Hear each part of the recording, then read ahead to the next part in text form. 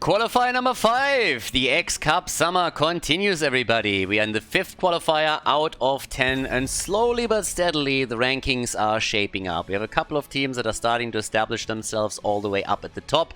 The Hardos won already 3 qualifiers. They lost in the 4th one though. Team Wa was able to lock that one in. And the Donuts also quite successful. They only participated in the 4th qualifier up to now, and they came in 2nd right away. They are, by the way, not signed up for this tournament, so tournament number 5 is happening without the Donuts here, but I'm sure we're going to see them in some of the other qualification tournaments so that they can establish themselves, solidify their position in the top 8. Since the top 8 move on to the grand final, the top 8 move on to the playoffs, we were playing for 4,000 euros of prize money. They are going to be very interested to ensure that they are going to be part of that, of course.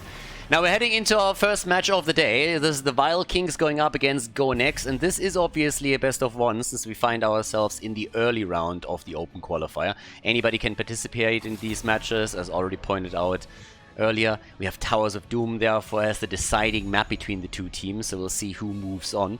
The Vile Kings, they have 1 point so far. Go Next is, I think, 6th place right now. I think they have 9 points in total. So they're actually doing fairly well. And they have been consistently participating in these open qualifiers, which means that they've been able to rack up a few points. But for the Vile Kings, they need to get a little bit farther in those tournaments, or they're going to be in trouble when it comes to qualifying for the playoffs themselves. We have Zagara banned out, as so often, and against Go Next also a ban on Medivh with an early pick on Junkrat. Junkrat has been banned out a lot, by the way, lately. So just recently, if you look at the ban patterns that we had over the last, I want to say, 2-3 weeks, Zagara and Junkrat, after the recent patch, have been consistently banned out and gotten rid of. And, well, heading into Towers of Doom, we're starting things off with the Lucio and Vala pick for Go Next. Now, a trend that we had now for quite some time is that teams that try to play with Vala lock her in early and then try to go for double support. So I would not be surprised if the Vile Kings decide that they're going to ban Uther here. Uther can of course double as a main tank, or at least one frontliner, plus then also the second support. So an Uther ban is not all that uncommon. But we have seen multiple Vala compositions now with not only a main tank, but also on top of that still a double support. So it's not like Uther is like the linchpin of the entire composition. But definitely one potential ban to keep in mind here as we are looking how this progresses. Different strategy, obviously, from the red team, as you can already tell. So we're seeing them with Brightwing in with the Haka, which means that they are going to attempt to run the map a bit more on the macro side. So they're going to try and control the flow of the game and the side lanes. But yeah, the ban is going to be interesting now. We got a Nubarak already banned. If you come in with a Nubarak stun and Junkrat follows up on it, you can definitely isolate a hero very, very quickly and take the target down without any fuss. So you gotta be careful around that. Therefore, a Nubarak banned. And there's the Uther ban. Alright, so that was about to be expected. Again, if you play that Vala setup, the double support is incredibly strong with her. Uther is one of the most popular ones in that role because he can also double as a frontline, as just explained. And therefore, that ban doesn't come as a shock. Now, if you still want to make this work, you can obviously also adjust a little bit. You could, for example, go into a Zarya pick coupled with Lucio and establish a strong foreman at the bottom of the map. That's something that we would see if, let's say, Rutsu was playing here. But they go a very different path. They go Vikings. Okay. The shit just got real. We got the Vikings on the map, so that's already a pretty awesome setup. So map control is now happening from both sides. We have one team playing the global, and on the other side we got the Vikings. And that definitely changes the equation a lot. And it's going to be kind of fun. Now we need only the last one for 0. It seems like we might... Oh, Tracer comes in. Okay, can go on the Viking hunt too. We have Jojo, which gives us a more traditional setup just from the roles that are being represented here. Yeah, but with this, we have now the last pick coming in. And guys, this is the best of 1, so this is do or die. Either you take it or you drop out of the qualifier and have to try next week again in qualifier number 6. But yeah, I'm kind of hyped for that.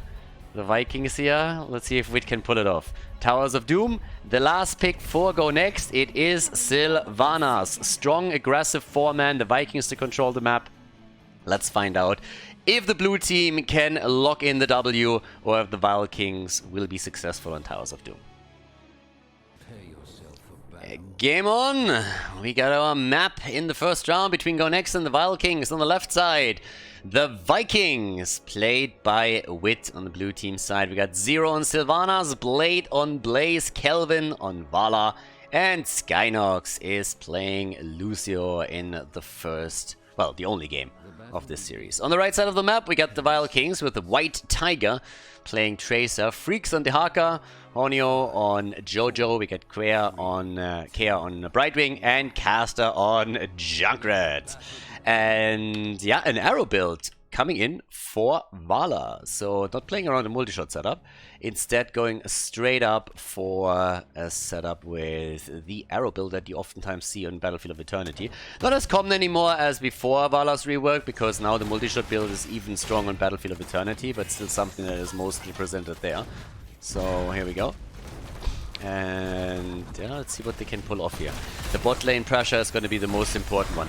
At the end of the day, what's happening here is obviously that the bot lane is the most important for both of the teams. This is the lane where you have two mercenary camps pushed through. So if you control the entire lane and have control over both of the bell towers, you will eventually be able to push some of these pumpkins into the opponent's core range. So the 4-man down here, it needs to be super strong. And the rest of the map is controlled by the Vikings and by the Haka, who are both attempting to simply control the minion waves and maybe even pressure the structures there too. But the real action is happening down here.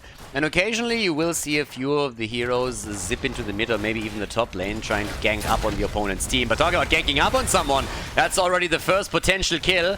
And wow, Jojo and Junkrat both barely make it out. So that's the first damage against the bottom wall. And this thing hasn't been destroyed, but everybody is rather low now. So they gotta be real careful here. They also had to tap the fountain, so if another setup like this happens, then they're gonna be in real trouble. Talking about trouble, seems like Tracer is also in quite a lot of trouble. She makes it out with 50 HP. But that also means that at the bottom here, oh, Junkrat apparently with a nice move against Blade, and that's the kill that was desperately needed by the Vikings, or they would have likely lost a lot of structures down here. Now we got the camps both up on the map, and the team's obviously working on it right now, so the situation is starting to calm down a bit. I also want to highlight that we have a bit of a different spec for the Vikings. Explosive attacks on level 1. So a push into Belok, at least initially here, not into Olaf. Eric on level 4. And both of them walking away with the pumpkins. Yeah, Skynox, and honestly, it's a little bit White Tiger against Skynox in the sense that the two most mobile heroes in this setup are currently doing their thing. Zero also a bit low, but yeah, we have definitely a spicy one on our hands here. Both of them super aggressive around the bot lane, and I like it a lot. That's exactly what you want here. The blue team needs to open up this wall a little bit though. It can be the side wall, I don't really care, but whenever Junkrat, that's enough. Whenever Junkrat makes a move, you want to make sure that the target can still escape, because we could see that the kill against Blaze simply happened because he got booped over the wall through the mine, and then he was in real trouble. But the lead in experience already goes to Go Next, so they open up the wall down here, they get the lead in XP, and with the Vikings, they of course also have a lot of control over these turn-in points. So they're gonna try and interrupt here with Wit, who can interrupt Tracer and buy a little bit of time, but at the end of the day, Eric is gonna die for that. The shots are being fired though, so 2 of the altars are already channeled through, and the whole thought process here, as Eric dies as predicted, is to slow Tracer down a bit so that she can't come down and help out, which turns this into a 4 versus 3, and that allows more damage against the bell tower. Tracer is going to make it down here eventually, obviously, but in the meantime, as you can tell, they're still losing a little bit more ground in all of this. But they also have to retreat and make sure that they keep Kelvin alive, because that's a potential kill, and indeed it is. Tracer moves in, Vala is down, early level 7 regardless for Go Next, but Blade gets isolated too and body blocked, and that means we have 3 kills to 0 in favor of the red team. Now the important thing to note here is that all of these are early game kills, so death timers are still very low. As long as it doesn't continue into the mid and late game, Go Next is going to be fine, but up to this point, they haven't gotten a kill. So they haven't gotten a single kill in this entire endeavor. They are still fairly even in experience, and they obviously have a slight lead on core damage. They also did well around the bottom structures, even though now they lost 1 tower too. But as it continues, with Sylvanas and Vala, they can burst these waves down within seconds, and they're already trying to set up against Jojo, who's going to take a lot of damage here. Has to also use the Iron Skin, and then the mine gets placed. But that is already a problem, because that bell tower is eating tons of damage, and Jojo is still not looking great. But here comes the move straight again for Sylvanas this time. Tracer's ripping them apart. I like the macro control from Go Next, but they are losing too many heroes now. That could be kill number 5. Blade, yeah, he goes down, and that's now 5 kills to 0. So that is starting to be a little bit of a disaster, because now death timers are a little bit higher. It's a little bit more experience that you gain whenever you kill a hero, and it gets reflected in the XP for the two teams. Nearly level 10 for the Vile Kings. So the blue team needs to be very careful. A lot of the aggressive moves I like, but they are overdoing it slightly. Now the Vikings are still interrupting the attempts to get control here, but eventually both of these altars should end up in the hands of the Vile Kings, simply because they are so close to level 10 that the blue team can't fight for this. I honestly don't know what they're doing here. They have to give this up. They can maybe delay this a little bit, but if they stay too long, then they risk being taken down once the heroic abilities kick in for the red team. So they will have to let this one slide. There's no way you can fight for this. I really don't know what Blade is doing here. They are playing with fire at this point. There's a Blessed Shield in play, and there's a Dehaka. If those hit, then it's a potential kill. So there's the channel, and the shots are being fired. Alright, so far so good. The Vile Kings brought it back. It's level 10 versus level 10. Now, of course, by them pinning the opponent down at the bot lane a bit longer, it also ensured that Balog could do more damage at the top. And as you can see here, he is already successfully pushing the lanes. That's good for him. We have 15 stacks for Vala on a level 1. The new habits are slowly coming together for Blade on Blaze. He has 11 stacks, is missing 9 globes before he completes the quest. And with the level 10 abilities, we this time don't have an high 5. We got the sound barrier. Okay. And now the attempt again to push through the bottom of the map. 5 kills to 0, but map control for Go Next. Yeah, here's the bomb. In comes the Haka, and the kill against Vala. The sound barrier is too late, and now they go for 0, and he gets out. Gets out, dodges on the grenades here. Good for him. Close call. The Vikings active in the mid and the top lane. Still trying to capitalize a bit on the advantages they have there, but at the bottom of the map, the damage is coming together as the Vile Kings are going for their bell tower. And that's another kill potentially against Lucio. White Tiger is ripping them apart. The Wailing Arrow connects, but that doesn't really help. That's a bell tower that gets converted. Yeah, and the Vile Kings are capitalizing on the kills that they're getting.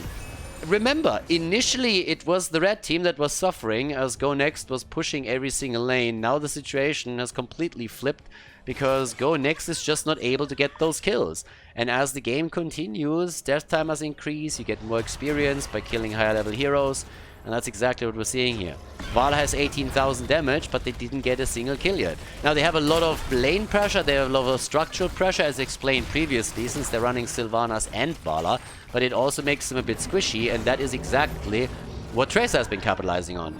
So the shots are fired, and now we're looking at 23 points to 32 in favor of the Vile Kings. So, yeah, Go Next, they really need to get some kills in. But again, their setup is really dangerous in the late game too, because the control that the Vikings have is not gonna decrease.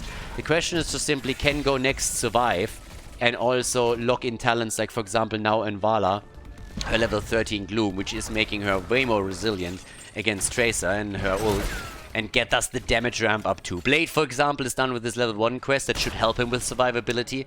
These unstoppable frames are going to make it much easier for him to survive through a lot of the aggression that's coming in here. We got the Nordic attack squad now in. Also the... oh, well, there we go. Another play. And a great Blessed Shield. Nicely done. And a quick kill against Lucio. Kill number 8 now. The bunker already being used. Kelvin with a stun that he dishes out through the Rain of Vengeance is slowing them down, but Blaze dies again. And boy, is the control there now for the Vile Kings. Go Next, they need to get kills. By the Vile Kings, they are in the driver's seat. They're making the decisions right now. They are the ones calling the shots and just calling the targets. And they're doing that incredibly well right now. So if they can hold on to that momentum and really build on it, then that would be great. And part of it is, of course, not losing any of your heroes, and that's what they're doing now. The control at the bot lane is back. The red team has once again claimed the bell tower, which puts them with 5-3 bell towers in a fantastic position, and that gives them an opportunity to get another 10 shots, or 5 at least. So they're already working on that. Bot lane, by the way, yeah, Wit is already channeling over here. Still a little bit of a ring around the rosy play that we have at the same time.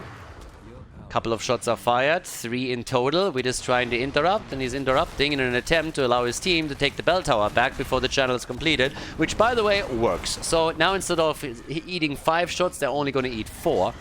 But the level 16 talents are in play for the Vikings, who have now double-digit kills. And there's not a single kill on the board for Go Next. Now, you don't have to get kills in this game. Again, if you're not killing anyone, that's totally fine. By the way, look at this. They are falling back because they expect the rotation down to the bottom of the map, but instead the boss was taken by the Vikings. So Go Next had an opportunity to get that bell tower. It might still fall, it should fall, it will fall. But yeah, they didn't immediately push for this. But what I was about to say is, you don't have to get kills here. If they just didn't die all this much, all that often, they would be potentially in a good position because they can control the map better with the Vikings, and they have a lot of push power through their damage dealers. But with them losing so many heroes, that's a different story, because that means that the experience lead is quite significant for the Vikings, and that will give them upper hand battles, sorry, every time that they're going into an objective fight. Now we got 16 versus 16. That gives us Manticore, the large and in charge. And that's actually quite important, especially with Will of the Forsaken. So we have a couple of defensive tools, and we also have aggression with auto-attack damage against heroes like Tracer, for example.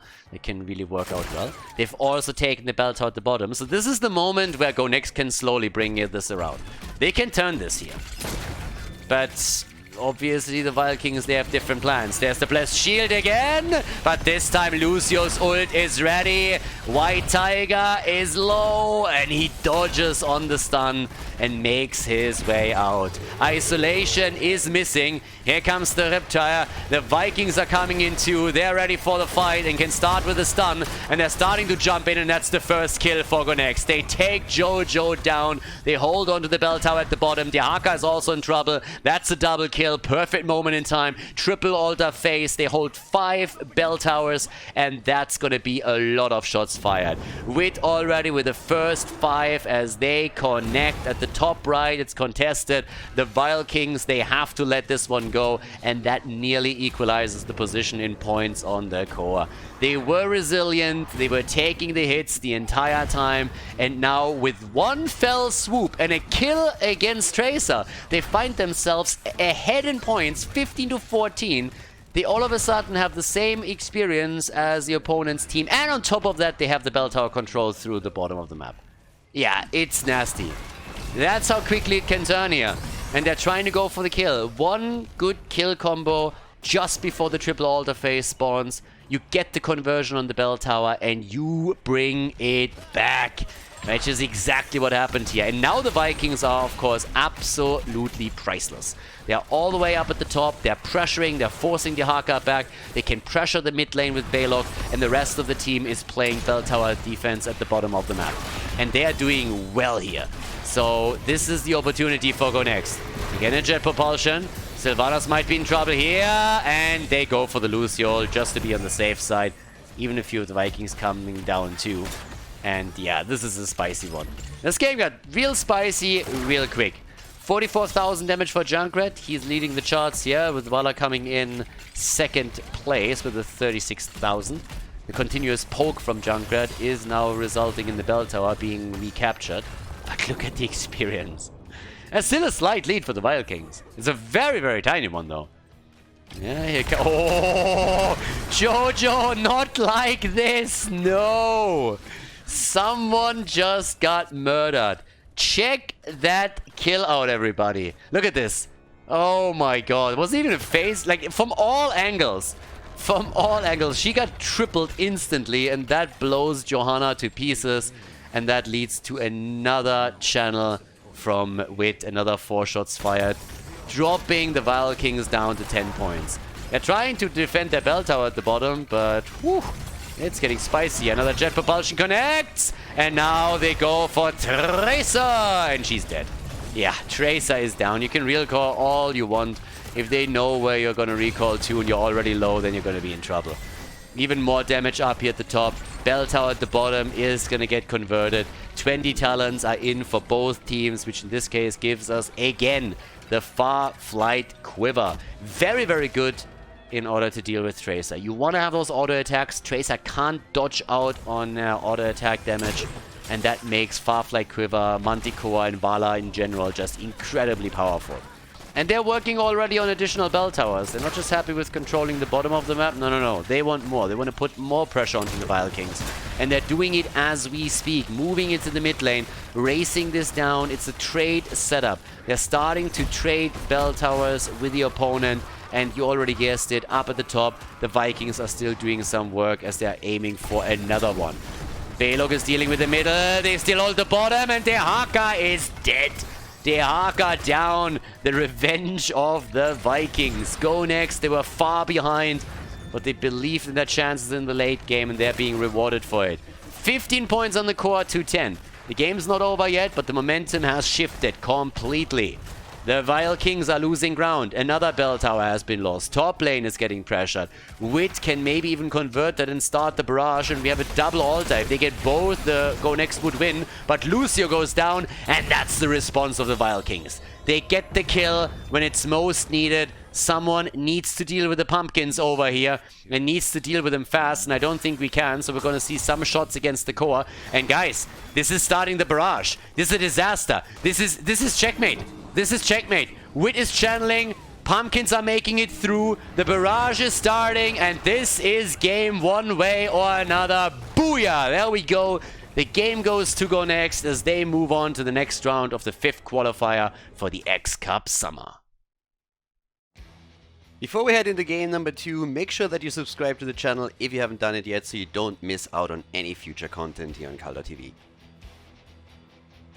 Game number 1 for the Hardos today. Yep, they started into the tournament here 1 round late. Well, the way that the tournament or the teams signed up made it so that the Hardos had actually a free win in the first round. So this is technically their first game of the day. We're still looking at a best of 1 as we're heading into Towers of Doom. So we got Team Ragequake, who was successful in the first round, took down their opponent and now go up against the team that won 3 tournaments already. The Hardos are currently they are the undisputed number 1 in the standings.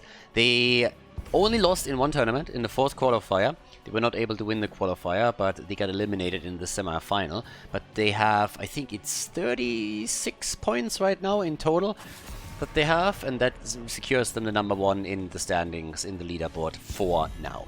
Now, if it stays that way, they go, well, either way they go to the playoffs, but obviously it's not only that the top 8 move on to the playoffs, you also want to establish yourselves in the top 4 if you can, because the top 4 start in the winner bracket in the playoffs, whereas rank 5, 6, 7, and 8 will start in the losers bracket. So you have a bit of an upper hand if you do well in the qualifiers, and this is where we are right now.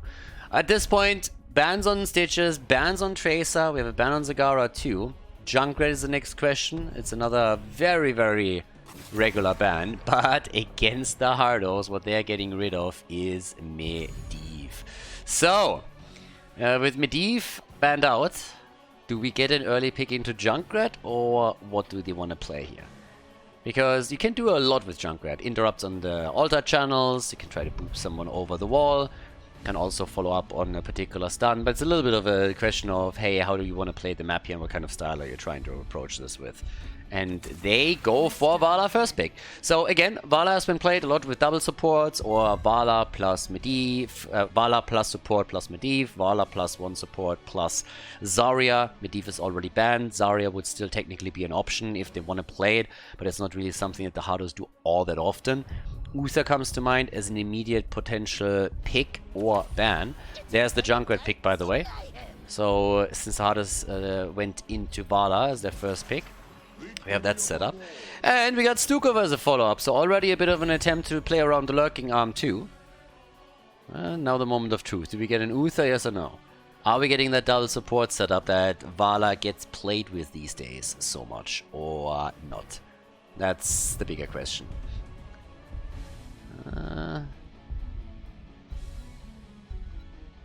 I mean, I think I've seen Benny a couple of times in USA, and most of the time it wasn't really that pretty. I don't think it's really a style. And there we have Jojo instead. Okay, so Malfurion plus Johanna are already in. Could still go for a second support if they wanted to. But let's see what's getting banned. For example, Team Rage Quit could decide that they are still afraid of a second support coming through and ban one of them out. But with Yasuo already on Malfurion, that's already pretty nice for them. Just to have him keeping the team alive. Especially, of course, once that he kicks his Tranquility in too. And there's the Vikings ban. Yeah, Vikings are of course another threat. We just saw that in the first round match of Go Next, that the Vikings can be a powerful force on this map, and with Hazo on the other side, they don't want to give him an opportunity to play the macro game and show his old school RTS skills. So there's that. The ban from the Hardos goes to Varian, so they're just trying to shut down any potential plays around, you know, like a taunt into a lurking arm from Stukov and then instant blow-up damage. And that's a fair assessment. This has been a very, very strong and powerful composition for a long time. It's fallen off a little bit at the top level play in the sense that it doesn't get played that often anymore, but it still is quite strong. But instead of playing with Varian, they're just subbing in Nubarak instead. So with the Nubarak, the same play style still holds true. You're trying to dive in with the Nubarak, you follow up with Stukov after the stun, you can isolate the target further with Junkrat, you have Urel. I mean, there's tons of stun and tons of displacement now on the side of the blue team. They got a lot here, really a lot. So that's a dangerous, dangerous setup to go up against. If the blue team coordinates well and is able to just coordinate their attacks properly on a single target, they might be able to get very quick kills and really just drive the game and put their stamp on it. That's where some of the heroes on the other side come into play, because with Jojo, with Blaze, you can try and interrupt some of these plays. Even Malfurion with the roots can do a lot about that. We get Hogger and we get Sylvanas. Well guys, that is it. Towers of Doom, the last best of one round in the tournament. The 5th qualifier will continue after this match with the semi-finals. So let's find out which team moves on to the semi-finals of the day. Team Rage Quit against the Hardos. On the left side, everybody. Shizakid on a Nubarak. We got Morenas on Ural, Renella on Stukov, Limo on Sylvanas, and Maitrai is playing Junkrat.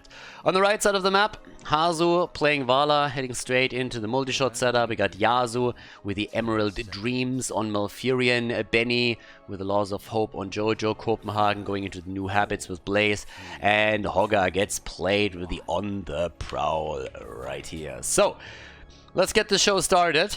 I kind of like Laws of Hope, honestly. Like, at least the theory behind it is something that I like a lot. If you play her on a map where you can get a lot of globes, then you have a whole lot of self-sustain, and you put some of the pressure that is usually on your support and take it away. By the way, this is kind of neat too, talking about pressure at the bottom of the map, the usual Sylvanas setup, where you try to drop the tower to roughly 50% HP, so they didn't go for the brawl in the middle of the map, and instead just decided to put some structural damage in right here. And yeah, that's what they're currently doing. So the rotations are happening. Blaze is taking the top lane for the Hardos. And the first stacks are coming together. Not a whole lot for Vala yet. This is obviously one of the reasons why you don't want to go into the mid lane and go for the 5 versus 5 brawl. You don't want to give Vala a lot of stacking opportunities in the early game already. So she will get decent stacks. But if you, of course, have the entire team in one spot and she can hit 3-4 people with a decent multi-shot, then this is happening even quicker. Good damage, on the other hand, in the mid lane, so I really like it. Hazu coming in and ensuring that they're getting some counter damage in too. Nick can easily take the cam himself and lock those pumpkins in for them. The same is happening on the blue team side, as everybody's now rotating down, so both teams are looking for opportunities to establish a numeric advantage for a few seconds and get the first kill of the game. Doesn't quite work like that yet, but the pressure is slowly on. And talking about pressure, Maitrai in the mid lane is experiencing a lot of it. The RNG, nah, this is not connecting. He's got a Hearthstone out of that. A little bit of a bouncy ball set up at the bottom of the map too, as Nick is trying to get some damage together. So far we don't have a single kill in the game and everybody is just dealing with those pumpkins. And right now the Hardos are doing better. They have the earlier level 4, Shando's Clarity is kicking in again. And the pumpkins are also doing some work. Nice attempt by Stukov to shut them down, but it didn't quite pan out. Level 4 abilities are ready on both sides. And that leaves Anubarak with a bit of a dive that misses. They're trying to go for Azu. That didn't hit either. Bad Benny is far out. Dodges out on the stun though. Only connects with Vala here, but now they're turning it on Nemo, and that's the end of Sylvanas. So the Hardos, nicely done. The rotation from Nick into the bot lane helped them a lot to establish this. And now they find themselves with the first blood of the game. Objective gets announced, and yep, that should give them, if it continues this way, 2 out of the 3 altars over here. Yep, so that's pretty much what we're currently looking at. Yeah, mid lane, that's the one that's very likely going to be fought over the most. The slight experience lead that we have for the Hardos could result in a level 7 advantage around the first channel. Top left, top right get already channeled by Urel and by Blaze. And yep, they're trying to buy themselves a bit of space here in the middle to lock in the third one. And since they're getting closer to level 7, that could happen too. Nice setup against Maitri, but the turnaround against Hazu, and that's a kill. And that actually turns things around a little bit. They're trying to get a kill against Anubarak, and they do, but Hogger also falls. A 2-for-1 trade in favor of Team Rage Quit. And yep, that is looking pretty decent for the blue team. They might even get this one. Yep, zone them out, push them back, and there we have it. Yeah, well done. That was a bit unexpected, but nicely played. They get the 2 kills in that situation, it locks in the extra altar for them, and now they find themselves slightly ahead. Yeah, good for them. Red team definitely thought... I mean, I think the red team also thought, okay, that this is a lock after they got the initial kill and had the lead in experience, but it was one of those crazy team fights that can turn things around very quickly with just one good move. So, with that, what else do we get? Hot Pursuit is now in. We have both of the camps taken again. Also, we're seeing the globes coming together. Jojo has 8. Blaze has already 10. And for Johanna, obviously, it's going to be important to stack this a little bit quicker so that she has her own sustain. But that was a good stun from Copenhagen, and it leads to 2 kills. Was supposed to be a kill against Blaze, and then he just turns it with 1 good jet propulsion. Check this one out. In the middle, Blaze is moving in, gets attacked immediately, and then they nearly kill him. He turns it, the jet propulsion stuns out 2, Malfurion follows up with a root, and then they get the kills shortly after. Nicely done. Really, really well played. And that's the second time that we saw a fight turn like this, so both of the teams really paying attention. These dumb pumpkins. 26 stacks also now for Vala. And at the same time, as you can see here, she's easily top damage in the game. She's already at 16,000. 6k more than Sylvanas, who's top damage for the blue team. And with the double altar now being up, level 10 kicks in for the Hardos. So unless they're losing one now, that should be an easy double altar for them. They go for Nubarak, Bless Shield is out, there's a shockwave, and that's a kill. Down goes the bug. The noob got wrecked. And they are... Oh! Junkrat got his ass moonfired. And that is more shots fired. 28 to 32 now. And finally, level 10 kicks in for the blue team. An attempt by Sylvanas to come in with the mind control didn't work. Spray game is on point. Apparently, she's a bit confused too. Gets rooted by Yasu, but they don't have the damage to follow up on it. They definitely do have the damage to start and take that bell tower down. They're not going quite completely. That's a lot of initial damage that they have here. Cocoon to force the fight, on the other hand, comes out from Team Rage Quit as Anubarak moves in. And they might just have what it takes to take Nick down. And yeah, he's trying to pin his way out of this one, but no spin to win in this case. 3 kills to 6, 28 points, 232.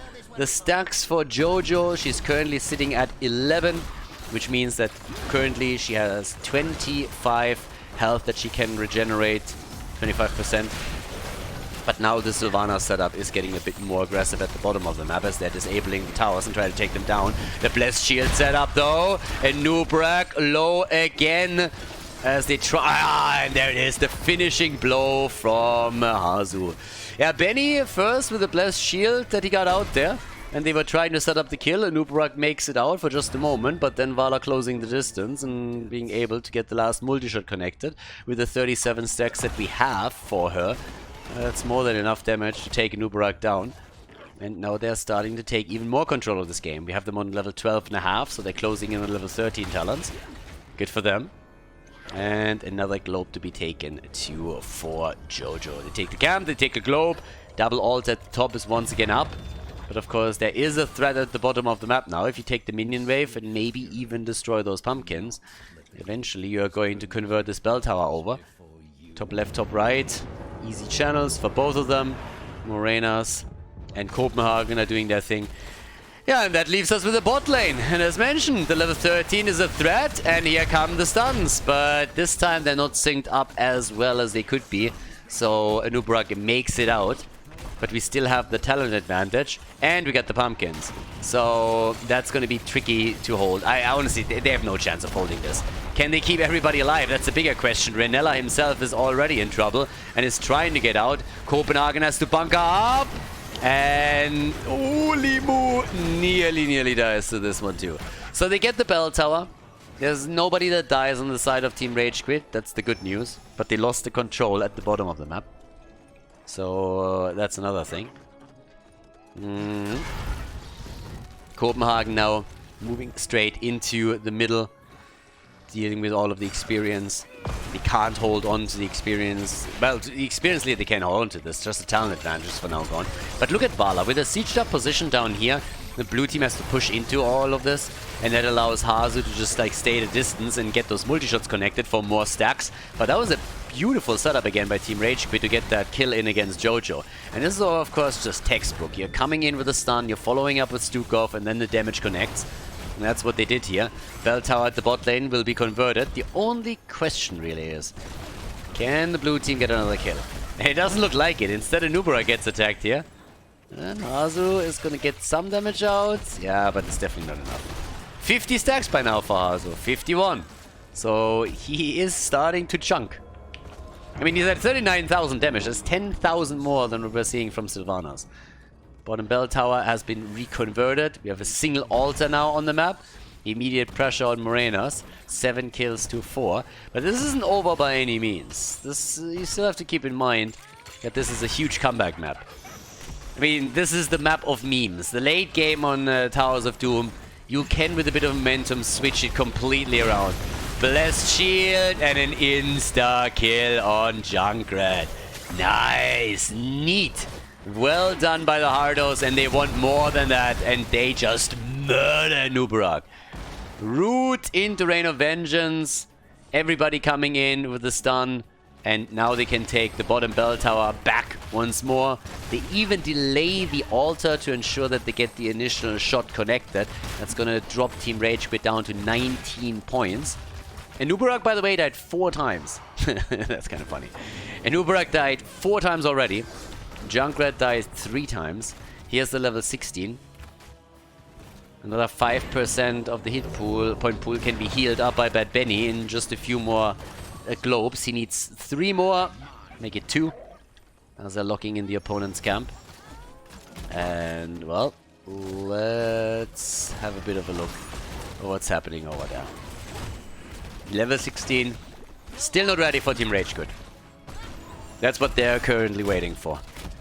They need the talent so that they can fight on an even playing field.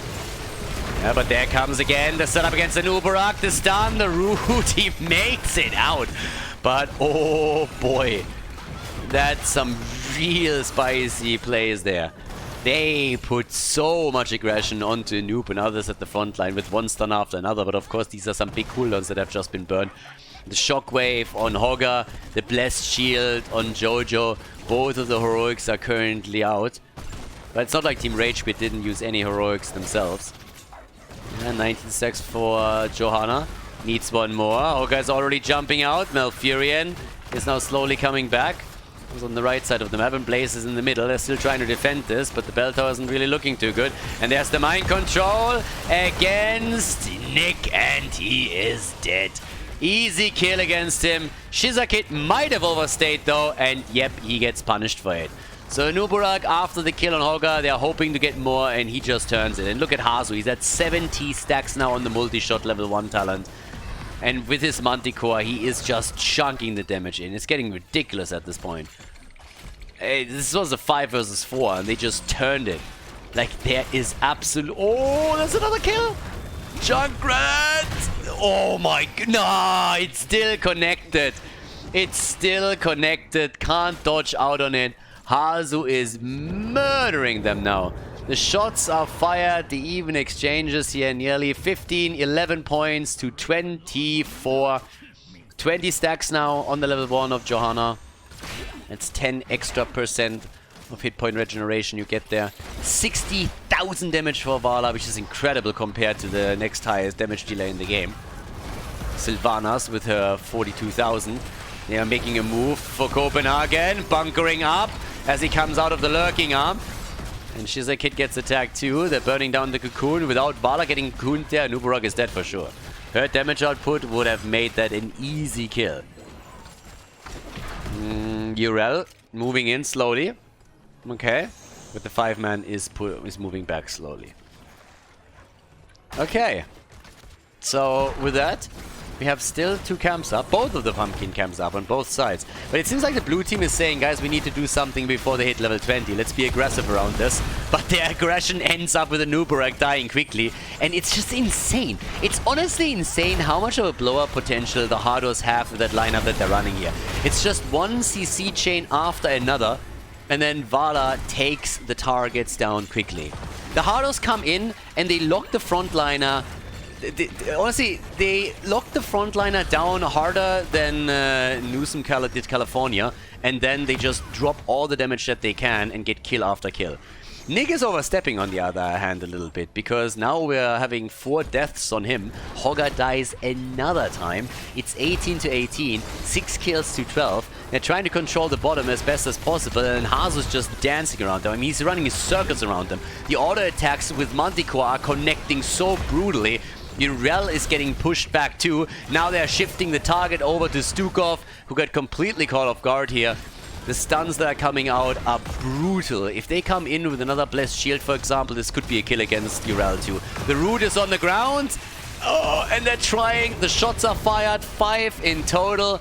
And here comes the hit with a Blessed Shield, the Jet Propulsion follow-up. And Shizakid is dead too. Hazu is dodging grenades, but he survives, and it is just nasty.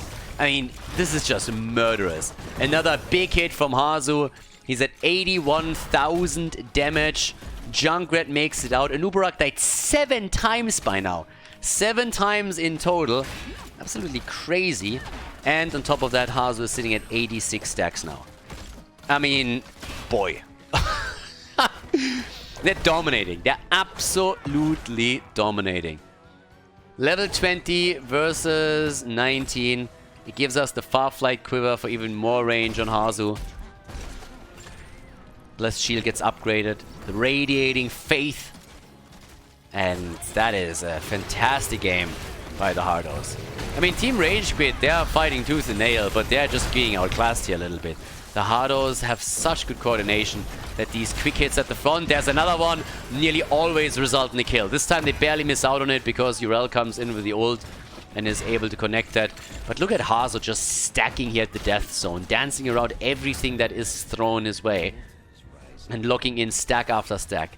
And we're getting also more and more for Bad Benny here. He's nearly at 30 stacks on his level 1, which would result in a total of 35% of his hit point pool being regenerated whenever he uses the Laws of Hope. Also, kind of insane.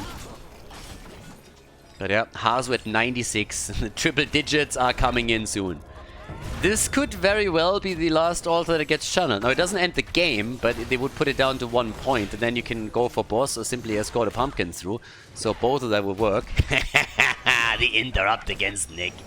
Yeah, that didn't work out. But they forced the blue team to push in. They got the level 20, though. The Trader King is in the house. Yeah, and Sylvanas tried the mind control again. Upgraded it to the Dark Lady's Call here. Hazu Ops at 96. Does he make it for the triple digits? Well, he's at 97, so I would say probably yes. Look at how Urel gets murdered. But there's the mind control. Benny comes in with the Iron Skin, and they're playing around the altar once again. But they make the move for Nick. He survives the kills. Urel is dead. Hazu, 99 stacks for him already. He wants the next multi-shot, and he's gonna get it. Hogger goes down. Nick dead again. Hazu crosses over into the triple digits on the Vala stacks with 100,000 damage to boot. The 6-digit club for Vala, and he is just crushing it. I mean, seriously. Look at this shit. He is dancing after them, using the extra movement speed and just putting the numbers on them. Shots are being fired. 1 point on the core. They're going for a Nuburak. Noob got wrecked, and that's the chance to end the game. Simply go for the pumpkins, escort them through. Sylvanas is the only survivor at this point. 19 kills, 2-7. Absolute insane game. Nick died 5 times. The only 2 that haven't died in this game are Malfurion and Blaze. Copenhagen and Yasu have not fallen even once. Checkmate position now. The pumpkins are at the bottom of the map, and they're pushing their way through. Boss gets attacked at the top. One way or another, the blue team is likely to lose here. Sylvanas, she gets murdered. Face checking the bush. There's nothing she can do. She's obviously going up against 5 anyways. Urel is moving in to drops the ult, tries to control the space somehow, but the pumpkins made it to the core. And that, ladies and gentlemen, is game. GG, and well played.